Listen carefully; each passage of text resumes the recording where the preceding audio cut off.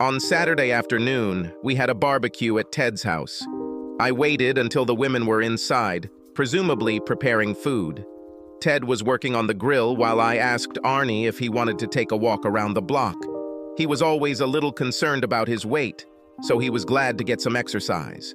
When we were a safe distance from the house, I said, "Arnie, if you don't mind, I'd like to talk about something personal for a couple of minutes. Is that okay?" "Of course, Scott, what's the matter?" "Well, first of all, let's agree that this will be just between us, okay? I don't want Molly or Hannah or Amy and Ted, for that matter, to know we had this conversation. So if anyone asks what we talked about during our walk, let's just say that I was checking with you about going on a trip next summer, getting your ideas about whether we could go to Greece."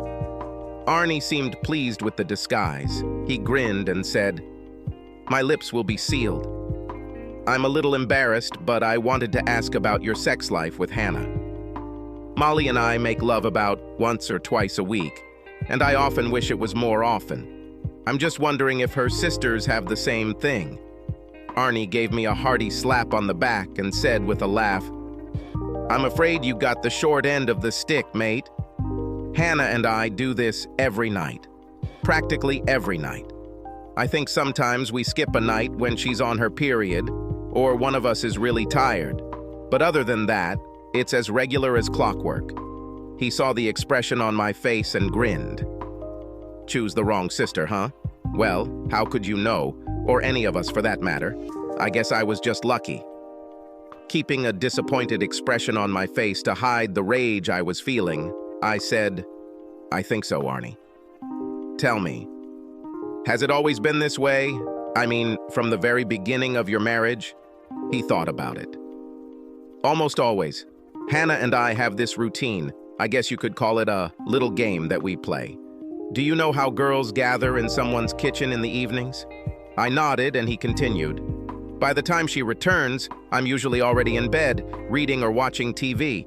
And when she comes into the bedroom, she looks at me with this expression on her face and always says the same thing in a sexy voice. 'Well, big boy, how do you want me tonight?' And I suggest something, and then we do it. Almost always, it's the same phrase. 'How do you want me tonight?' I know it sounds stupid, but as long as I'm having sex, I'm not complaining." He laughed heartily, and I tried to join him. "One more question," I said. "Molly and I used to talk a lot in bed, about ourselves, about our relationships and the like.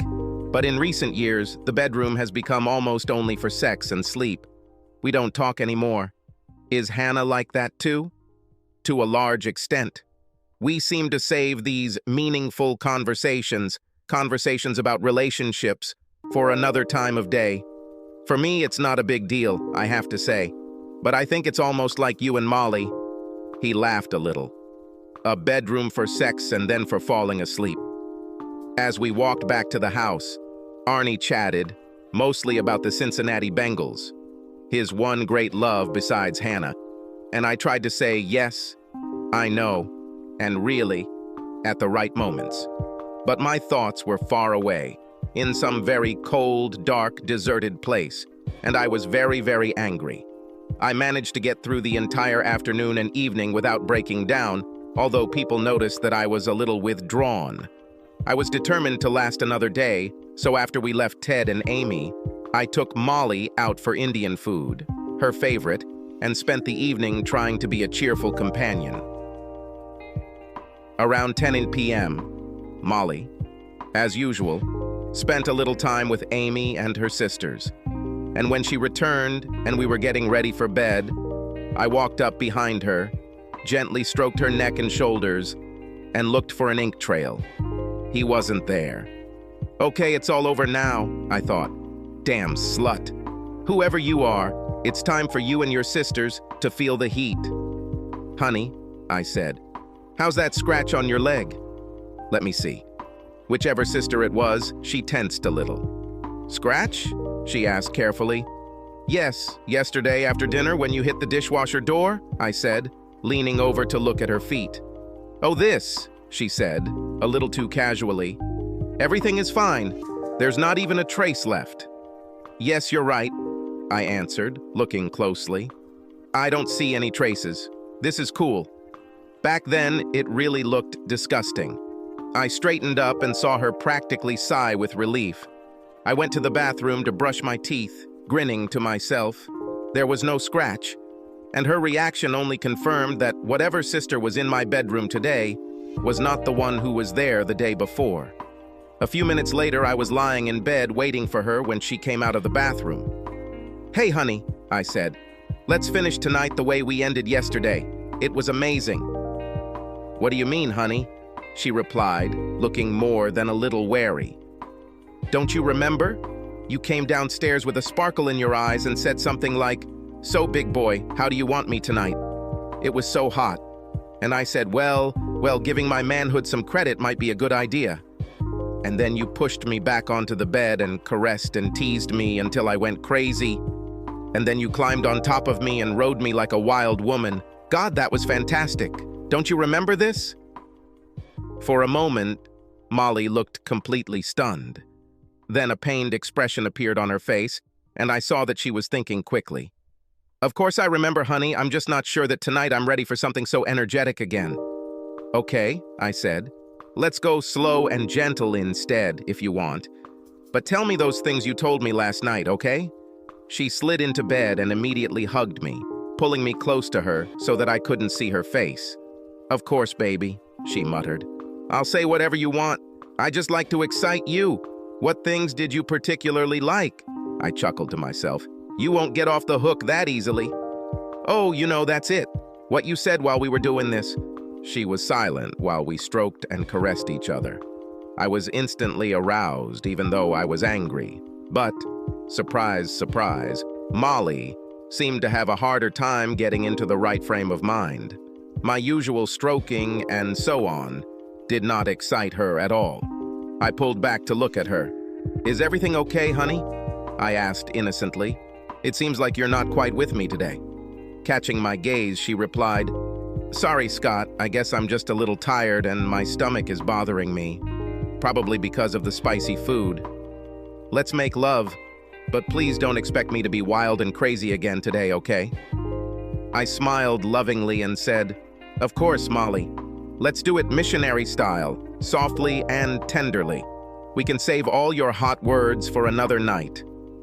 She kissed me with relief. What followed was completely ordinary, everyday, pleasant sex between married people, just as it had been on countless previous occasions with my wife Molly. At least, I always thought it was my wife Molly. Sunday was the day everything went wrong. All three couples had brunch planned downtown at Trentino's, a place we all loved, and then we headed back to Arnie and Hannah's. The men watched the Bengals game, and the sisters talked and laughed together all day. Couldn't be happier. I had Molly at gunpoint all morning, making sure she didn't call either of her sisters ahead of time. I realized that she was very angry, thinking that my Friday bed partner, whoever it was, had not properly informed her about either the scratch on her leg or the wild sex with me. When we were all seated in the Trentino restaurant and the waiter took our drink orders, not 10 seconds had passed before Molly looked pointedly at one of her sisters and said, "Hannah, I need to powder my nose. Could you join me?" And they left, Molly with an angry and gloomy look, Hannah with a slight bewilderment. Several minutes passed before they returned. This time, they looked the same, pale and worried. They fumbled with their drinks and kept losing the thread of the conversation. Both of them tried their best not to look at me, but I saw intense glances whenever it seemed that I was not looking at them.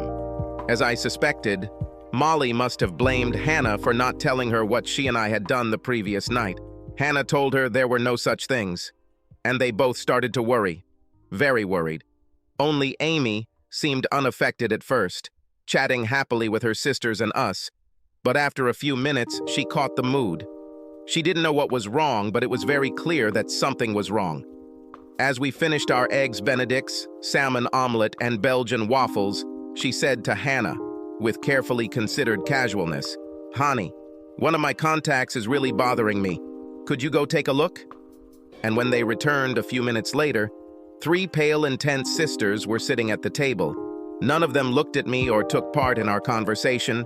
Their nervousness and distress continued throughout the day, to my great delight. While Ted, Arnie, and I were enjoying the Bengals winning a game for a change, the girls were lurking in the back of the house. We didn't hear a word from them for 3 hours, and when it was time to leave, neither of my sisters-in-law could look me in the eye as we hugged goodbye. And dinner at our house passed in silence, although I reveled in putting on a cheerful facade by telling Molly funny stories about work colleagues or our vacation plans for the coming year. She barely managed to smile or respond in monosyllables at appropriate moments. I could tell she was terrified. All evening, while we were cleaning the kitchen and watching TV, I pretended that everything was fine, and I watched Molly, with fear and horror in her eyes. Around 9:15 p.m., she said, "Honey, I'll go see Hannah for a while, okay?" "Sure, baby. While you're gone, I'll probably pack my things and put them in the car. Of course, I'll need a truck for furniture and stuff, so I'll do that later in the week." The color disappeared from her face. "Scott, what are you talking about? Why do you need to pack your things?" I replied casually, "Because I'm leaving, of course. You don't think that I will continue to live in a house with a lying, cheating slut?" She gasped and stared at me. "Honey, I don't understand what—" I just looked at her, and her words were cut off. Of course she understood, but she didn't know how to finish the sentence. "See you when you get back," I said, and turned towards the stairs. "No, Scott, wait!" she screamed, her voice shaking. But I ignored her and went to pack my things. I thought her first step would be to call her sisters, and I was right. No more than 3 minutes later, Molly appeared in the bedroom doorway and said, "Honey, Amy and Hannah are here. Could you come down and talk to us?" She looked terrible. Her cheeks were stained with tears, and her makeup was running. She looked very frightened and unhappy. And for a moment, just for a moment, I even felt sorry for her. "Yes," I answered, turning away. "I'll come down in a minute." I quickly looked into the room for a digital voice recorder, a small one about the size of a cigarette pack that I sometimes used to take dictation notes in the car. I set it to record and put it in my pocket. When I arrived in the kitchen, 3 women were already sitting at the table, looking tense and unhappy. I sat down, looked from one to the other and asked, "So?" There was a long silence. None of them wanted to start. Finally, Molly said, "Scott, you know how much I love you, right?" "Sorry," I said coldly. "Which sister are you?" "I'm Molly," she shouted. "Your wife." "Oh, really? Please wait a minute." I walked around behind her and examined her back. No black spots. I checked the other 2 sisters, and on one of them she was there. They looked at me with confusion. I sat down again. "Okay," I said. "For the sake of argument, let's say you're Molly. Then where did you sleep on Friday night when your sister was here?" And I pointed to the one with the mark on her back. "Lay in bed with me?" They all stared at me. "Take your time," I said. "I'm not in a hurry. I'm sure there is a perfectly reasonable explanation for why at least 2, if not 3, of you have spent the night in my bed over the past 3 nights." Long silence. Molly started crying, and the other 2 just looked on gloomily. I pretended to want to get up. "I need to pack my things," I said. "No, wait," Molly said quickly. I'll explain. Just please, Scott. Please give me a chance to make you understand." I wanted to shout at her that it was too late for an explanation, but I realized that what I really wanted to hear was what she had to say. What kind of twisted rationale could the 3 of them offer for what they were doing? And, for that matter, will they tell me the truth? I waited, but Molly was crying too hard to speak. One of her sisters started instead. "It was just a stupid game, Scott. It started out as a joke and, I don't know, it took on a life of its own. And you, Hannah, look, it was just a tease, a joke, you know?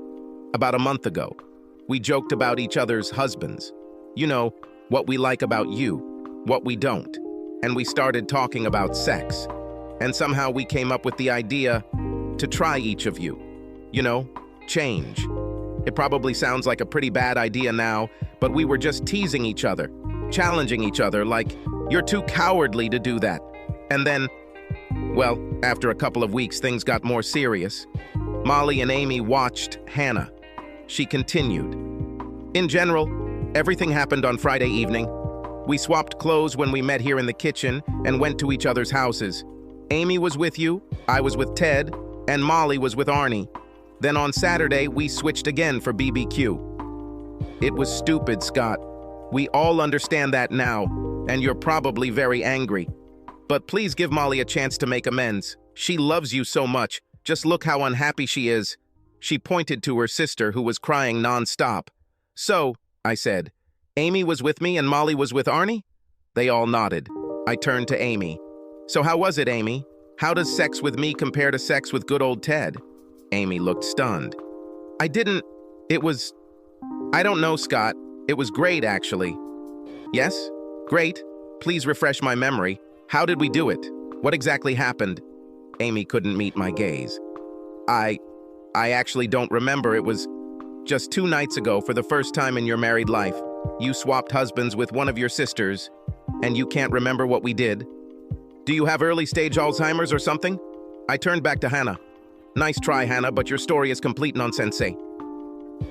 Yes, it was Amy in my bed on Friday night because I put a black ink mark on her back after she fell asleep, and it's still there, but we didn't have sex at all. And I wouldn't want you to try to insult my intelligence, on top of everything else you 3 bitches did, by trying to lie to me that it was the first time. You think I don't know that you 3 recognized Arnie as the best at sex? They gasped, but I ignored them and continued. Do you think I don't know that he has 7 nights a week, one of you 3, and me less than twice a week? But I get the consolation prize, don't I? I get the opportunity to caress your intimate place whenever you want it. I stopped to see how they would take it. Molly was sobbing almost hysterically, and her sisters just looked on grimly. My patience was wearing thin, but I wanted them to admit the truth. You have one more try, I said. Another attempt to tell me the truth, and this time, I want to hear it from Molly. How long have you been cheating on me with each of their husbands? She looked at me, red-eyed, pleading, and I waited. There was silence in the room. Finally, she turned away from me and looked at the table. Many years since Hannah and Arnie's wedding. Silence again. I was waiting. Hannah spoke. It wasn't her fault, Scott. Amy and I insisted. But it was only from time to time, Scott. Molly insisted. For example, a couple of times a year. Okay, I said. So what next? Nobody wanted to answer me. So it gradually became more frequent? Yes, Amy answered reluctantly. So, the 3 of you regularly divided 3 husbands between you, like in a small round dance? Is that so, Molly? She nodded pitifully. And when did that turn into 7 nights a week for Arnie and casual sex for me? She didn't answer me or look at me. How many of the 7 nights did Arnie spend with you each week, Molly? 1 or 2, she muttered. Just wonderful, I said. I had already heard all I could stand, and there was no reason to listen anymore. It was just sex, honey, she said, looking at me pleadingly. It had nothing to do with love, nothing to do with the way I love you, the way we love each other. And nothing to do with pregnancy either, I guess. She was panting, and her sisters looked worried. Scott, do you think, I don't know, my dear devoted wife, that you were going to get pregnant with Ted's child because you didn't think I was up to the task? She gasped. No, Scott, and stood up, walked around the table to hug me. I stood up and pushed her away from me, and she tripped over the refrigerator. You bitch! Don't ever touch me again! You betrayed me in almost every way you can betray a husband, with the help of your 2 slut sisters. Now, the 3 of you can share Arnie and Ted, unless you decide to add a new guy to your stable. And before they could answer, I rushed through the swing door and out of the kitchen. I grabbed my suitcase and walked out the front door and didn't see them again, although I heard crying in the kitchen. I spent an angry, sleepless night in a Hyatt hotel room. And in the morning, I took a day off from work and went to a lawyer, then to the bank. And I made an appointment to meet Arnie and Ted for lunch. I did it so urgently that Ted canceled the scheduled meeting. We sat in a booth at the diner and ordered sandwiches, after which I wasted no time. Guys, I don't know if you will believe this, but our wives cheated on us. More precisely, they moved into bed with the three of us. It looks like this has been going on for several years now. Arnie was completely shocked, but to my surprise, Ted just nodded and said, "I guessed something like that was happening." I didn't want to believe it, but we both stared at him. "What made you suspect?" I said. "There were simply too many occasions when Amy forgot something, when she didn't remember a conversation that had taken place earlier in the day or the night before." I wasn't sure, of course, and I wasn't going to make any accusations until I had solid evidence. So I kept notes about what she forgot. I decided that when I have something more convincing, I will talk to you two. "Anyway, how did you know?" he asked. I told them about the conversation I overheard and then about the ink mark trick. Ted looked thoughtful and Arnie repeated, "Unbelievable, Lord. Unbelievable." When I finished, he said, "Are you sure, Scott? I mean, it's so crazy." I said, "Here is a recording of the conversation I had with the three of them last night," and played the tape without further comment. When it ended, we looked at each other gloomily and then began to talk seriously. Both Arnie and Ted called their offices and said they wouldn't be there that day. I said I was divorcing Molly. There was no turning back. They didn't yet know what they would do. We talked for a couple of hours and I realized that, ironically, I had never felt closer to my two brothers-in-law. They were both great guys, and I will miss them.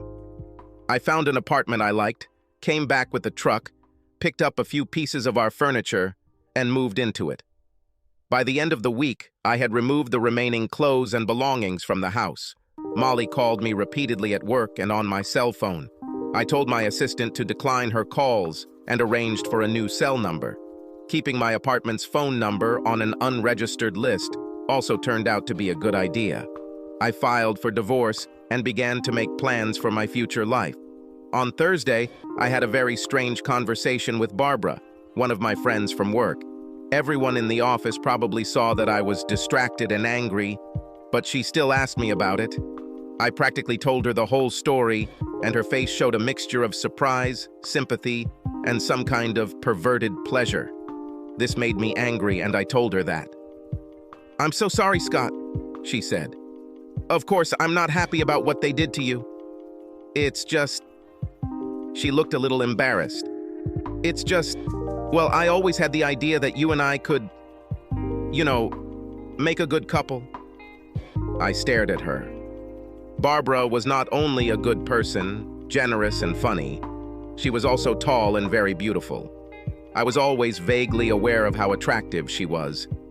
But I was so in love with Molly that I didn't even think about it. Now, suddenly, it seemed worth thinking about. She and I talked some more.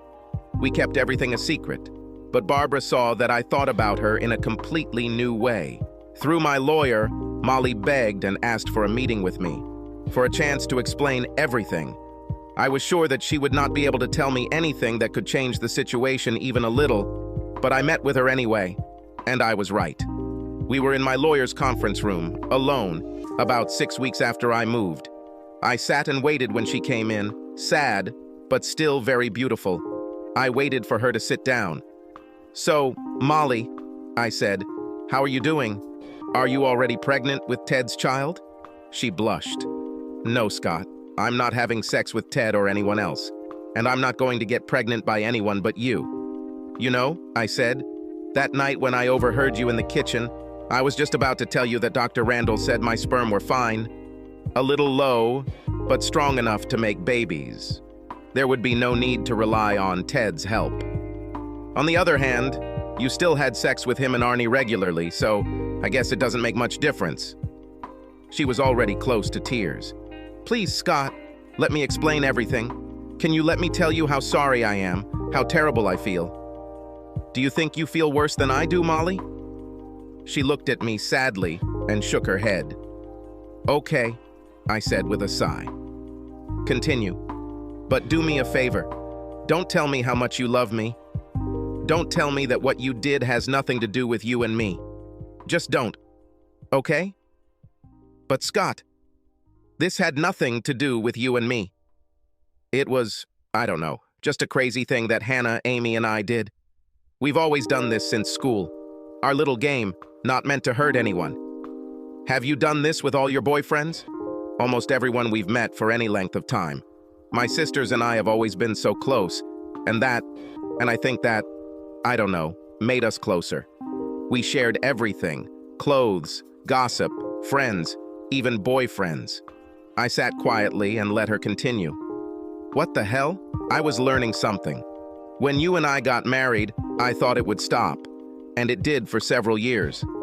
Wait a minute, I said. Did your sisters have sex with me while you and I were dating? She blushed. Yes, 2 or 3 times. I didn't really want to, especially when things got serious between us, but we had always shared in the past and they were very persistent. Well, I said sarcastically, I guess I passed the test because you didn't leave me. She didn't say anything. Molly, you just don't understand, do you? You played me like a fool just so you and your sisters could have fun. You've been having sex with Arnie instead of me for years because he was better in bed than me. Have you even thought about how this makes me feel? What the hell is so good about it? No, wait, don't answer. I don't want to hear it. Her lips trembled. Scott, I know it was terrible, but you also had sex with all 3 of us. But I didn't know that. You dumbass, haven't you realized this yet? Even if we talked about switching places, which I would never agree to, but no matter, if we decided to do it, I would get pleasure and excitement from sex with other women. But I didn't know that it wasn't you, Molly. For me, it was always you. Not someone new and exciting, just the woman I loved more than anything in the world. I was getting more and more irritated. How could she understand so little about what she and her sisters had done? Listen, I said, it's simple. I was your husband. You should have put me above everyone else. Our relationship should have been above your relationship with anyone else. But that did not happen. You put Hannah and Amy above me. You put sex with Arnie above me. You were going to get Ted pregnant without telling me a word, for God's sake. And now, you can have them. But you won't have me. I've truly had enough. I stood up to leave the room. Sobbing, she said, But baby, I don't want them. I don't need my sisters. I need you. Well, I said, isn't that nice? After all these years, you decided to choose me over your sisters. But now it's not you who chooses, but me. And I choose to be without the woman who lied to me and cheated on me, who made a complete fool of me for years. Happy life. She buried her face in her hands, crying loudly, but made no attempt to stop me as I headed for the exit. After this conversation, it suddenly seemed to me that life would be easier further. Barbara and I started dating, and after the 3rd date, I discovered that there were other women in the world besides Molly or her sisters with whom I could enjoy sex. Barbara was energetic and grateful, and our first night in her bed turned into an entire weekend. It was hot, it was fun, but I had no idea if it would lead to anything serious, but it sure as hell made me feel better. We still date and have sex often, but we're not in a rush. Barbara is smart enough to understand how confused I am right now, and she doesn't put any pressure on me, which I really appreciate. Arnie decided not to kick Hannah out. Not that surprising, I guess. After all, he was the girl's first choice in bed, and revelations about what they were doing weren't as devastating for him as they were for Ted and me. But he forced Hannah to grow her hair long so that she could never switch with her sisters again without his knowledge. He told her that if she messed with him one more time, with me, Ted, or anyone else, she would be penniless. And he said he wouldn't mind continuing to have sex with Amy or Molly from time to time, but when he wanted, not on their schedule. Arnie told me that Hannah looked pretty pissed when he said that, but she kept her mouth shut. She knows she's on very thin ice right now, he told me with a grin. Ted found a way to hurt Amy the most of all, even though he didn't do it intentionally. He got a really good job in Chicago and told Amy he'd be moving there in 3 weeks. You can move there with me and we can find a counselor and try to fix our marriage, he told her. Or you can stay in Cincinnati with your sisters. Choose. Now Amy is suffering. She can't let Ted go, but she also can't live without her sisters. Damn bad if you ask me. Fuck her. Fuck all three of them. Subscribe to our channel so that your second chaff doesn't cheat on you, and go ahead and listen to the next story, because this story is nothing compared to the next one. If you're under 18, don't even think about listening to the next one.